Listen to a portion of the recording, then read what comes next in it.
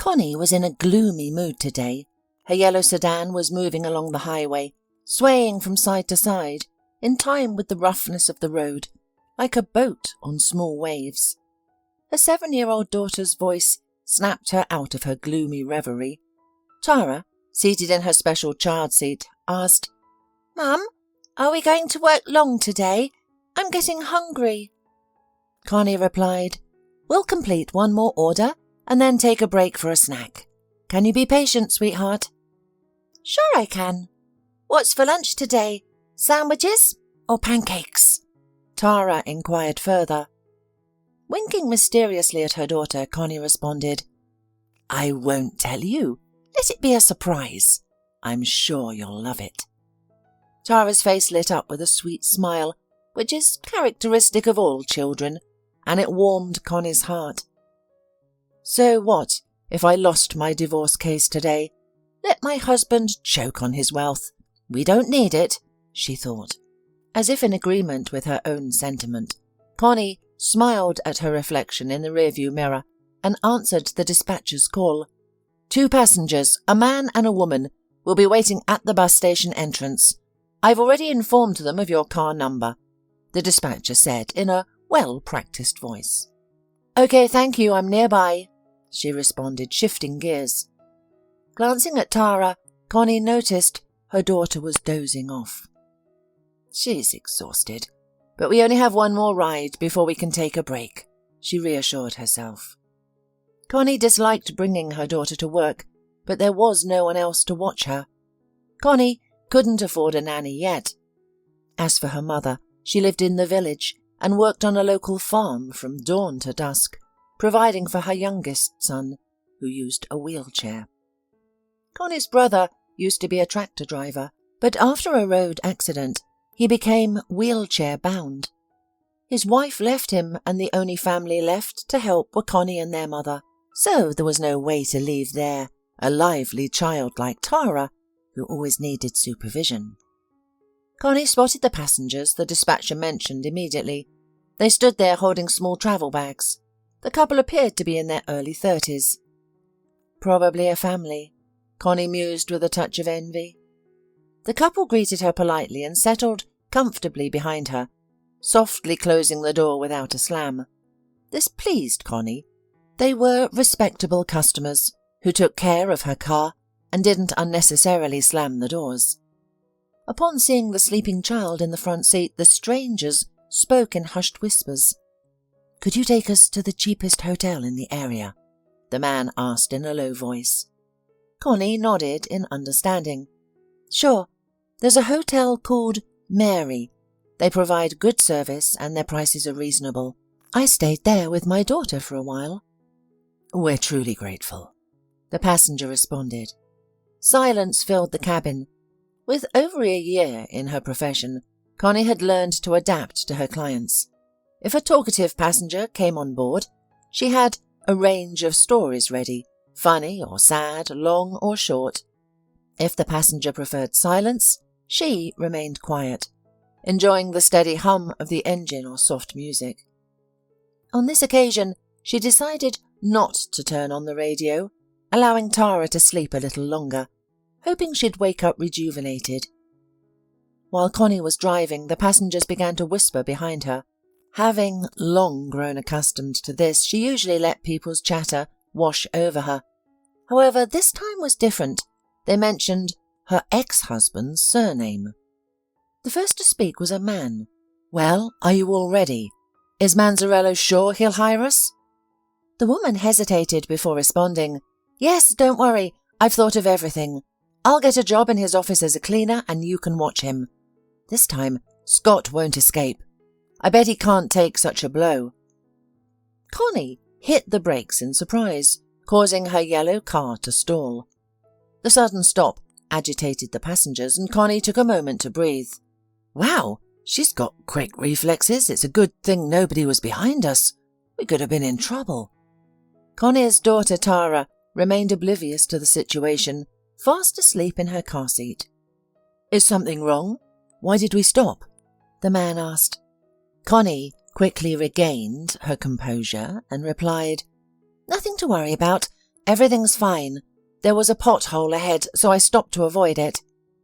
The passenger shook his head, appearing doubtful, but didn't comment further. The rest of the way, Connie could think of nothing else but the conversation between these two strange passengers. Initially, she even thought they were talking about a different Manzarello, but when the woman mentioned Connie's husband's name, everything clicked. Connie was uncertain about what to do with this newfound information. She quickly surmised that something sinister was being planned against her ex-husband. But what could she do personally? Warn the man who had abandoned her and their daughter, leaving them with practically nothing, or ignore her conscience and accept the situation as it was? She didn't have an answer to that question. Soon the hotel came into view, and the passengers readied to pay the fare. The woman took out her old-looking wallet and handed Connie a couple of bills, a little more than the amount to be paid. "Here, keep the change, buy something for your little one. She's just lovely." Connie smiled bashfully, thanking the client for the tip. Although it was a small amount, it gave her satisfaction. After a quick glance at the strangers, she started the engine and headed to their regular spot on the riverbank, where she and Tara often had a snack. Beyond the woman's will, her thoughts kept circling back to Scott, who had won their divorce proceedings. It wasn't about alimony or business. She didn't need them. What really upset her was the house. They had bought it together, and Connie's mother had invested money too. She had been saving for years to give it to her daughter for her wedding and give her a solid start. The woman, having experienced hardship in her life, wanted to give her daughter the best she could. It wasn't a fortune, of course, but it was a substantial sum of money. However, Scott saw things differently. During the divorce, he conveniently pretended to forget that the house was bought with joint funds. He got some help, sorted out fake documents, and suddenly he owned the house. Connie was blindsided. Not only was Scott refusing to pay alimony, but he had also taken their house. To add insult to injury, Scott's lawyer presented the court with a DNA test to challenge Scott's paternity of their daughter, Tara. Wait, what test? When did you have time to do it? What the hell is going on? Isn't the mother's consent required in such cases?" exclaimed Connie. In response, the judge called for silence and began to study the documents. It was clear to Connie that the test was fake. After all, Tara could only have one father, Scott, and no one else. Unfortunately, Scott's lawyer had expertly forged the document. They were banking on Connie's surprise and her lack of legal knowledge. She thought the trial was for divorce and alimony, but she ended up losing not only the house, but also payments for her daughter. For Scott, this was a moment of personal triumph. He kissed his mistress in front of Connie, grinning maliciously. He strutted like a peacock in love. All that was missing were the feathers and luxurious tail. Tears streamed down Connie's cheeks. Her husband's betrayal had deeply wounded her. "How could you do this? You're depriving your wife and child of a home. How can you look at yourself in the mirror after such an act? Shameful." Scott just grinned. "Oh, spare me the guilt trip, Connie. We've been through this already. It's unbearable living with you. There's no excitement, no imagination, just constant boredom.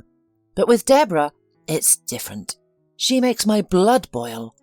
She's what a real woman should be, unlike you, a provincial simpleton." At that moment, Connie had a strong urge to slap Scott, but she resisted. There were people around, and what would it change? Connie tried to dismiss the intrusive thoughts. She rubbed her eyes and refocused her attention on the road. She enjoyed the rhythmic hum of the engine and the feeling of unity with the car when driving. Connie had learned to drive in middle school when her grandfather had let her take the wheel of his old car. Of course, the man was always close by, monitoring every move his granddaughter made. Even though her grandfather was no longer alive, she cherished the skills he had taught her. She had learned not only to drive skillfully, but also to identify engine issues by their sounds. And even right now, Connie felt that something was obviously wrong with the car. Nothing critical, but it would be useful to visit to the repair shop after her shift. At that moment, Tara, who was nestled in the child seat, woke up and greeted her mum with a smile. "Mum, are we done yet? Can we take a break?" Connie returned the smile. "Absolutely, we'll take a break. We'll stop at the riverbank near the beach and have lunch." "Finally! I'm starving. I had breakfast this morning, but I'm hungry again." Patting her daughter's shoulder, Connie replied, "Well, you're growing up. Girls grow faster than boys, so your body needs fuel. Wait till you see what I've brought for you." For lunch, Connie had packed not just pancakes but also sandwiches, a combination of Tara's favourite foods. The pancakes were special, filled with cottage cheese and flavoured with raisins. As Tara munched on her lunch, she admired the river. People were swimming, sunbathing and fishing in the reeds a little further away. Connie, however, was not enjoying the river view. She was far away in her thoughts and still could not decide what to do with the information she had heard. Naturally, to go to the police with such information was a foolish idea. What am I going to tell the person on duty? That I overheard someone accepting a cleaning job at my ex-husband's company, and that someone would be watching from the sidelines? That's absurd. Connie hesitated momentarily, and then decided to share this information with her trustworthy friend Patty, who was known for finding the right solutions in challenging situations. However, Patty could be obstinate at times, sticking to her stance stubbornly. During their last conversation, she had adamantly insisted that Connie should file a second lawsuit and conduct an independent DNA test to confirm the relationship between Scott and Tara. Connie sighed dismally. "Why should I do it, Patty? You understand, I don't want to see him or be anywhere near him. I don't need his money either. Do you think it'll bring me happiness? I lived with him for all those years, enduring loneliness, while Scott was constantly on business trips, coming home late and always making excuses." Patty nodded. "It's crystal clear. Men, particularly those with money, can be like that. As soon as they achieve something, they become arrogant and reckless.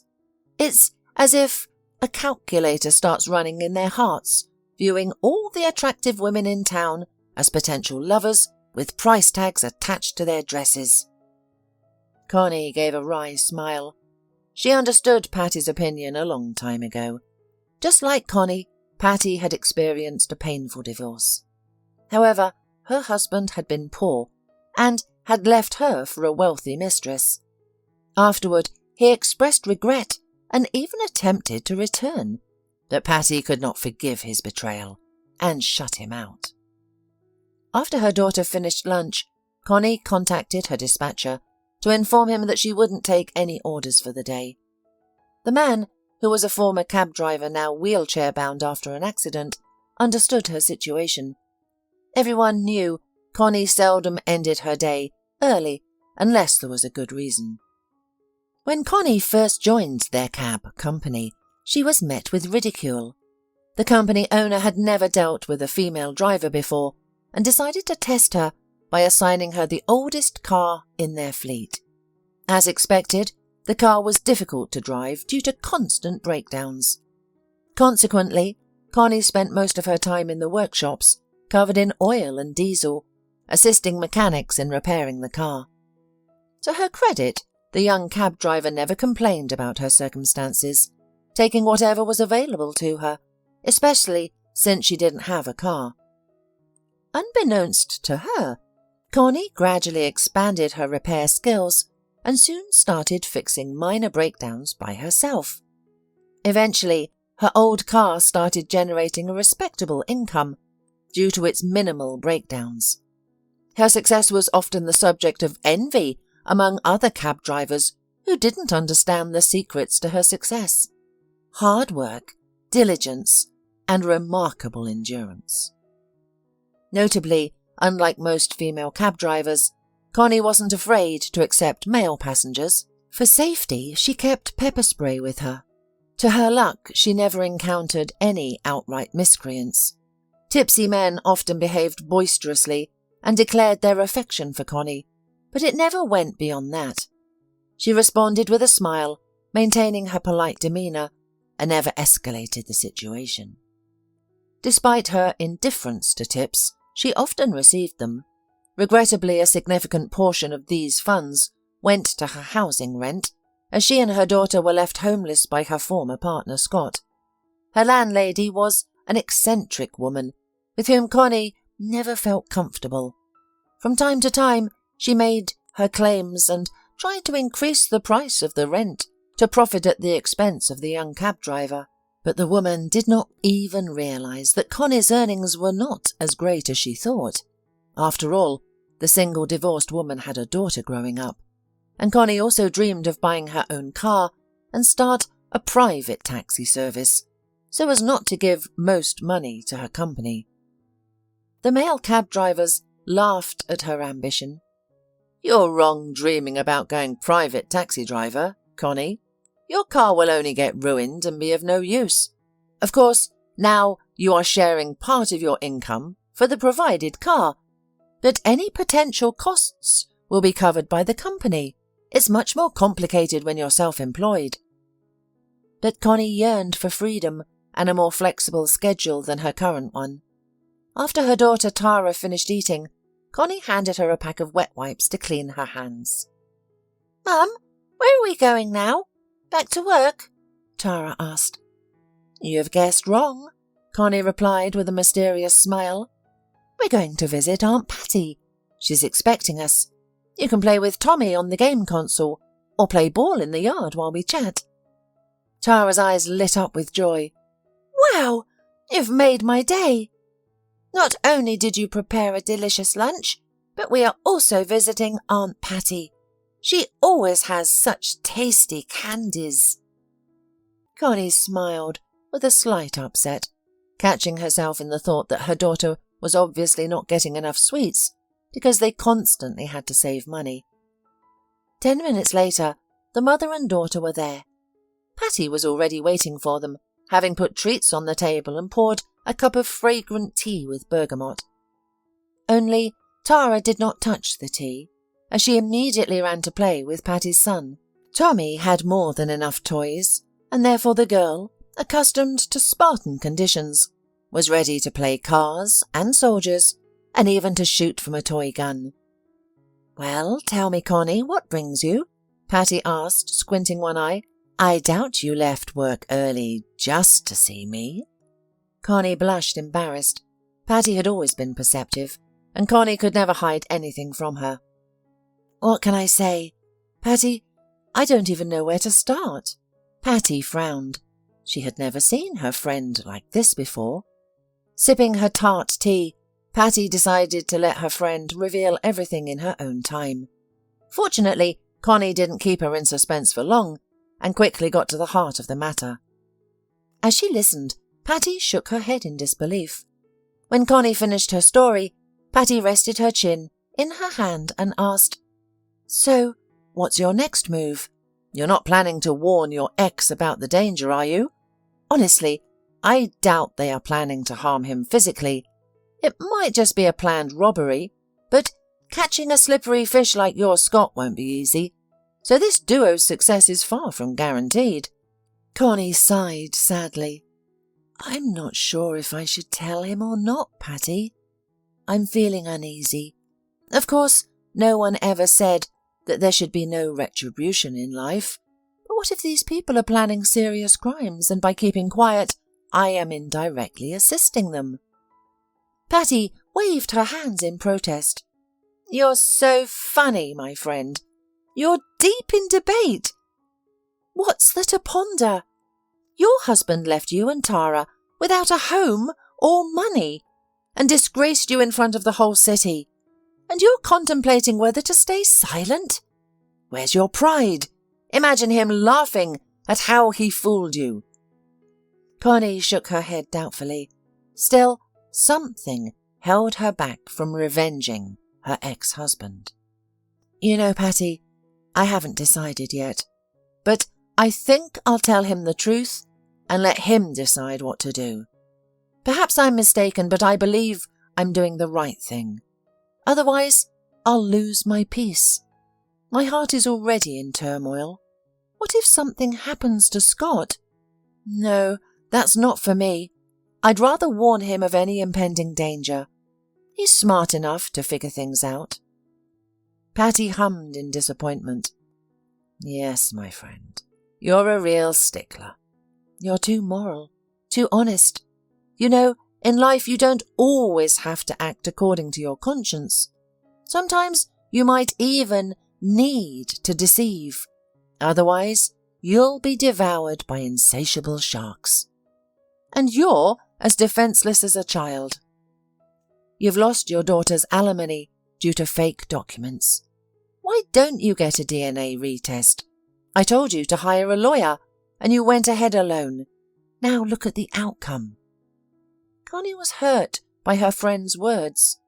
After all, she couldn't change the way she was raised. Her grandmother and mother both earned an honest living, and the woman believed that lies and deceit would always be revealed, no matter how tangled the deception. After a while, Connie said goodbye to Patty and left. Sensing her mother's mood, Tara followed silently. Meanwhile, in Scott Manzarello's office, a different scenario was unfolding. Upon seeing the new cleaner's figure, he meaningfully commented, "With such a resume, I think we'll work well together. But I must warn you, I don't tolerate absences, maternity leave or any other kind of nonsense. The work is tough, but doesn't require thought, and you'll be paid on time. You get 1 vacation a year, and if we work well together, a 13th month salary. So, take this job seriously." As we know, nothing can be hidden from women, especially when they work in close contact. Therefore, it is natural that Deborah's stylish outfit and exquisite manicure did not go unnoticed. "She looks more like a model. Look how she walks, like she's on the catwalk," a colleague whispered. Scott was immediately attracted to Deborah's beauty and style. Upon meeting her, he forgot about his mistress, Becky, with whom he had left his wife and caused a scandal involving their home and property. Becky was not in the office at the time, which allowed Deborah to charm Scott as she saw fit. She sat on the chair's edge and looked at the director with eyes so captivating he could easily become lost in them. Deborah playfully fluttered her eyelashes, causing a stir in the businessman's heart. She asked, "Do you think there are any career advancement opportunities here? You know, from a cleaner to a higher position? I don't mean right away, maybe in a month or so," she said, and delicately licked her lips. The sound of her voice made Scott break into a sweat. Unintentionally, he reached for his tie to loosen it and breathe in the cool air from the air conditioner. "Actually, we don't usually provide that opportunity for cleaners, but if you need it, I can make adjustments.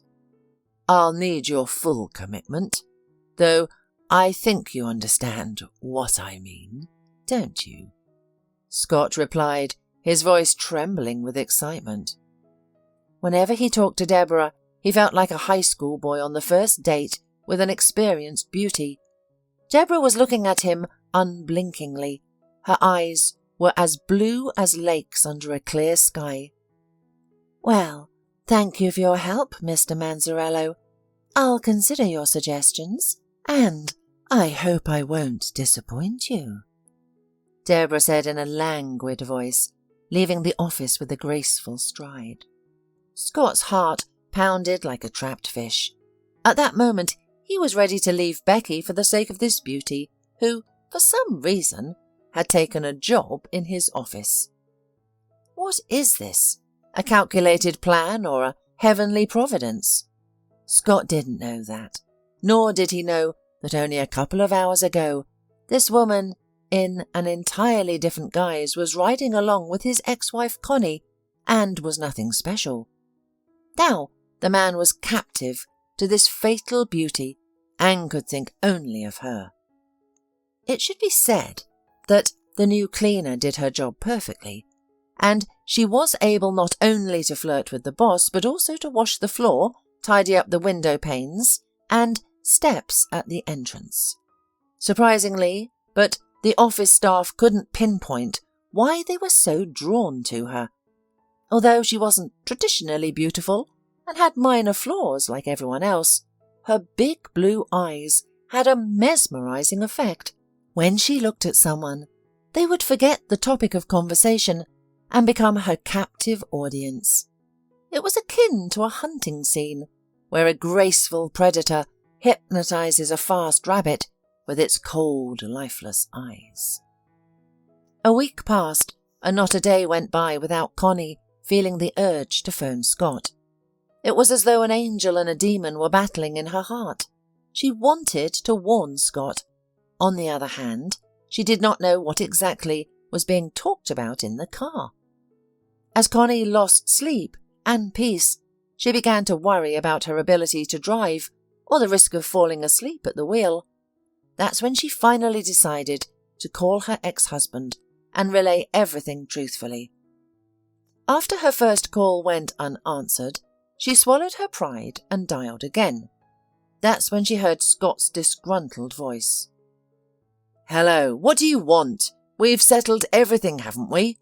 I don't have any money. Don't even ask. And I'm not going to take care of someone else's child." Caught off guard, Connie stuttered. "It has nothing to do with the child. And for your information, Tara is your daughter, and you know it. Don't put on a show. Do you think I'm pestering you? I don't need you at all. I'm calling about something entirely different." Scott smirked. "Well, go ahead. What's the other reason? Looking for a job with me? You're too late. I just hired a new cleaner. You could be a janitor, but it's not pleasant. Dust, dirt, cigarette butts, always cleaning up after vagrants. I wouldn't recommend it. Better off driving your car." Connie made a great effort to pull herself together and finally get to the point of her question. "Listen, Scott, this may sound strange, but you're in serious danger. A woman is about to start working in your office, and she's up to no good. She also has an accomplice. I don't know who he is or what he's planning, but you must be vigilant." Scott mocked. "Are you jealous? You must have seen me with the new cleaning lady. Yes, this beauty will surely outshine Becky. Soon, I'll make her a promotion." Connie felt a sudden rush of heat, and cold sweat broke out on her forehead. "A beauty? She's just a woman, riding in the back of my car with a man. What are you even saying? It feels like we're speaking different languages." Scott paused before responding. "Look, if that's all, then let's say goodbye. And don't watch over me. Who I see, whether it's cleaning ladies or others, is my business. You should move on. Find a driver, a trucker, or whoever, and be happy. That's it. Bye." Before Connie could respond, Scott abruptly ended the call. Tears rolled slowly down her cheek. "What a fool you are, Scott. Fine. It's my choice to warn you. The rest is up to you. Do as you please. Just don't involve me in your problems." Surprisingly, the conversation with his ex-wife did not bother Scott. As a businessman, he rarely trusted anyone, especially those he had wronged. Moreover, Scott Manzanello chalked up Connie's reaction to typical female jealousy, which can manifest in the most unexpected ways. Meanwhile, Deborah was making steady progress in her career. In just 2 weeks, she transitioned from a cleaner to a sales trainee. Many employees assumed that her promotion was due to a close relationship with the boss. However, the truth was far from it. If they knew how Deborah achieved her success, they would dismiss it as a fairy tale, fit for tabloid novels.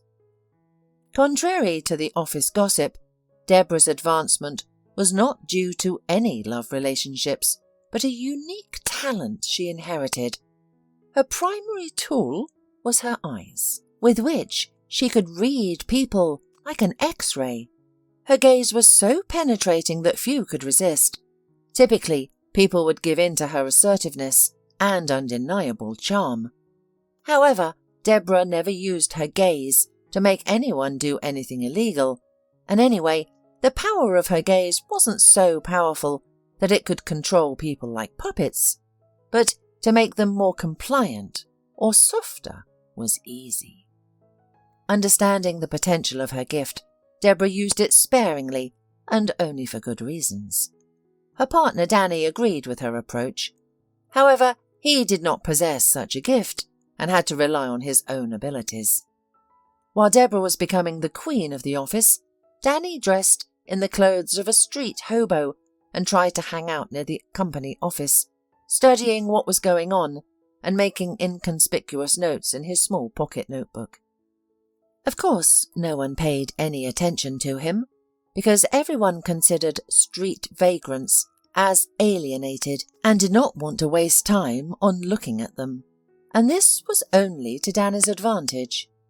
Soon he fixed Scott's license plates, studied his daily routine, and also learned his home address. In fact, in their pair with Deborah, he served as a detective. That is, he studied the behaviour of the object of surveillance, pursuing some personal, unknown to anyone's purpose. Meanwhile, Scott finally lost his peace, which did not go unnoticed by his official girlfriend. Becky could not understand what was happening. Why did her suitor suddenly stop giving her gifts, inviting her to the movies or restaurants? If before, Scott every month gave her a diamond ring or something similar, now she could only count on a shabby bouquet of flowers, which the courier brought from the delivery service. Deciding to find out what was the matter, Becky made inquiries in the office and almost immediately learned about the new employee who had won over everyone who had the misfortune to encounter her. "All right, let's see how pretty you are and what you're up to. Are you really going to snag yourself a rich daddy? You'll regret it, because he is mine." Becky sneered as she got ready for the office. She had never seen Deborah before and had no idea who she would be dealing with. However, when Becky finally met Scott's new lover in person, she laughed. "What's so special about her? Where's all that beauty? Sure, she has big expressive eyes, but nothing else remarkable. And why does she command everyone here?" Becky thought ironically and approached her. At that moment, Deborah was sitting at the table, attentively listening to the senior manager, who was training her for a future job. With a smirk, Becky asked, "Well, my dear, are you planning to stay here for a long time, or just passing through?" Deborah raised her eyebrow in surprise and gave Becky a meaningful look. However, her charm had no effect on Scott's mistress. It was a common occurrence, as all people are unique and have their own willpower. Becky never considered herself weak and always fought for her happiness. She had gotten Scott to divorce Connie, and it was she who had suggested the fake DNA test scheme, speculating that the court was unlikely to order a second examination, and simple Connie would probably never figure it out. Realizing she couldn't get along with Scott's mistress, Deborah decided to step back. "Yes, I'll be with you for a while. I plan to build a career in Mr. Manzarello's company. It's critical to me," said the trainee with emphatic respect. However, her apparent submission had no effect on Becky. She quickly realized that the clever cleaner was trying to manipulate her, so she wouldn't interfere with her efforts to establish her place in the office. "Listen, dear, I think you need to clean the entrance steps. They're filthy. Can you start your internship later? I assume there are no objections," said Becky sternly and demeaningly. Deborah pushed aside the papers and went obediently to carry out Becky's instructions. Becky watched her with a mocking look, then turned to the department head. She should pause her internship for now. She has her work cut out for her. Who will clean the floors then? Let her resume her work when there's less to do. The department head embarrassingly tried to say that it was Mr. Manzarello's personal order, but Becky firmly declared, "And I said she won't be interning any more. I think my word is enough for you." The department head nodded in agreement and did not escalate the tense situation. She saw no point in arguing, especially when the final decision was uncertain. After all, Becky had been Mr. Manzarello's favourite for months, while Deborah might fail miserably in this situation. Meantime, there was little change in Connie's life, except that she had finally found peace. She was no longer concerned about Scott's problems. Her ex-husband had been informed, and he needed to decide his next steps. Connie continued working as a cab driver, often accompanied by Tara when there was no one to look after her. Connie would take Tara around the city and to interesting places, sometimes deliberately choosing routes that would entertain the girl.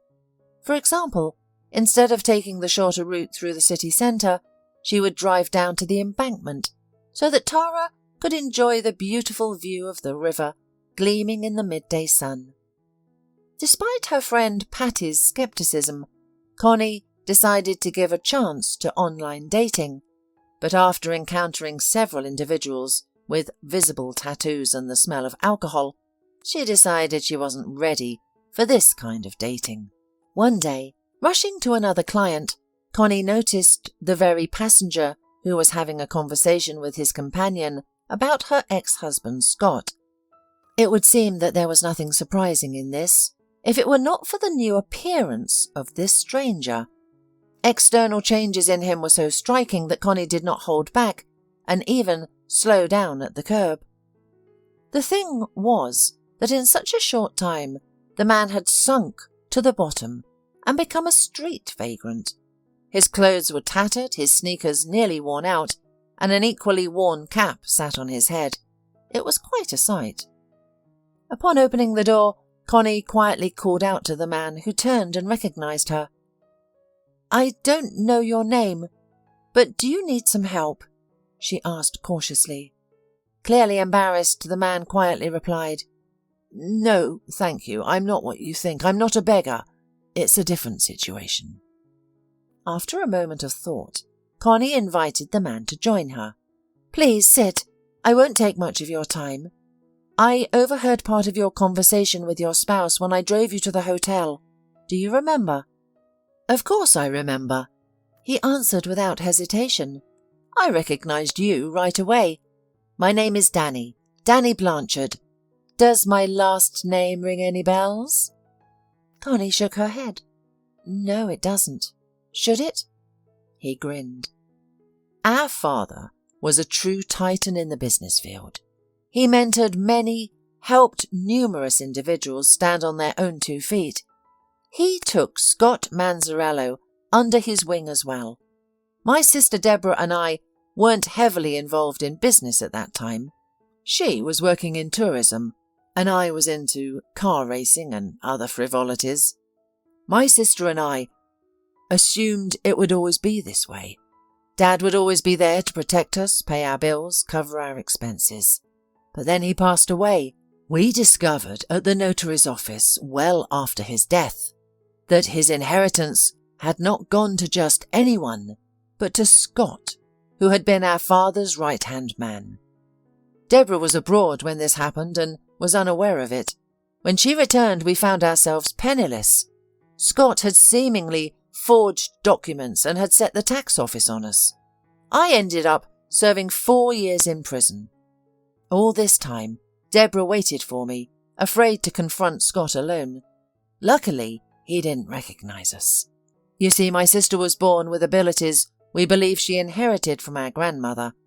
Recently, Deborah decided it was time for revenge.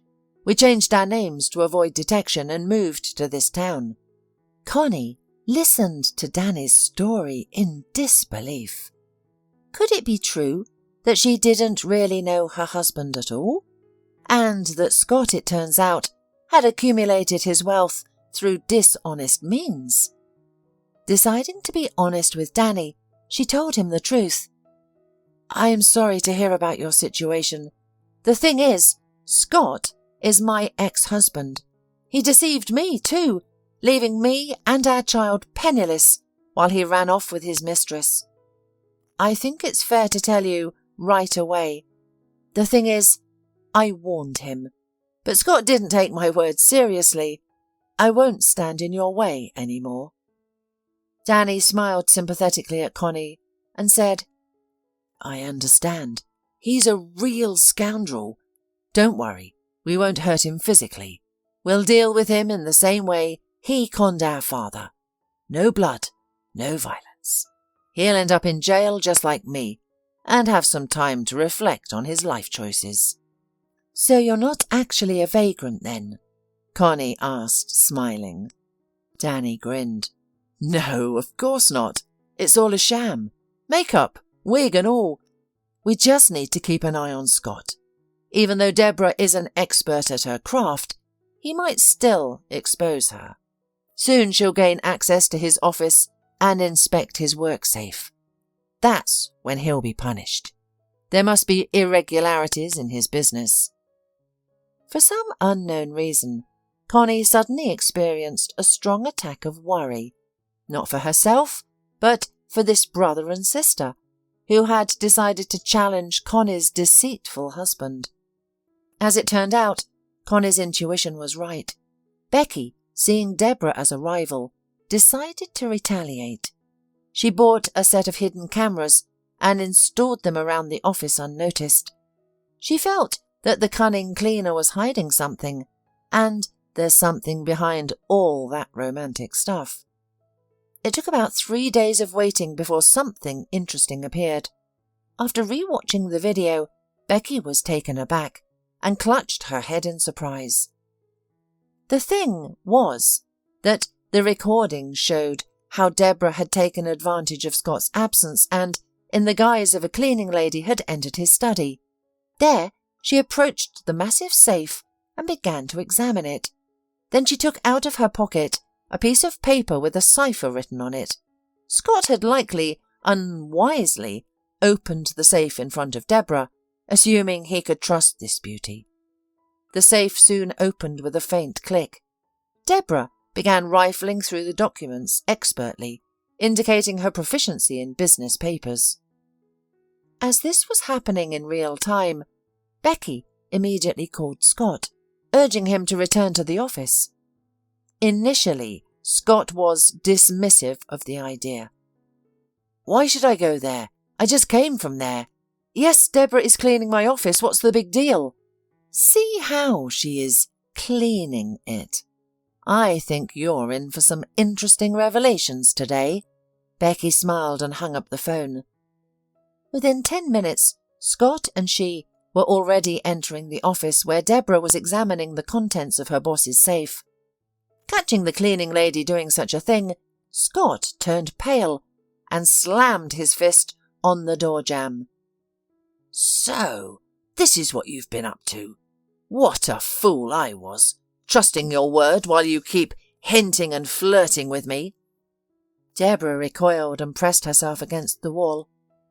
"I'm sorry, Scott, but it's not what you think." She attempted to explain, desperately thinking about her next move. However, Scott felt controlling the situation thanks to Becky helping him regain his composure.